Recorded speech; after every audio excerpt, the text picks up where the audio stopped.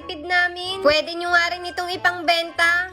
Sa paggawa nga ng wrapper, 3 ingredients lang pala ang kailangan. Harina, asin at tubig lang. At kayang-kaya pala natin itong gawin sa ating mga bahay. Kaya kung madalas ka maubusan ng wrapper sa tindahan, gumawa ka na lang. 1 cup ng harina nga pala yung ginamit ko dyan. At konting asin. At sa tubig naman depende sa harina nyong gamit. At kailangan nga ganito ang maging texture niya. Hindi nga dapat malabnaw. Kabaliktaran dun sa lumpiang sariwa natin. At dito nga mga ate, mahinang apoy lang yung gamit natin. At kailangan mabilis ka lang din magpahid-pahid dyan. Paulit-ulit na pagpapahid lang naman hanggang sa kumapal. At nagulat nga ako dahil na perfect ko kahit first time ko lang gawin ito. Sobrang dali lang naman pala gumawa ng lumpia wrapper. Ulit-ulitin ko nga lang ito hanggang sa manawa na ako.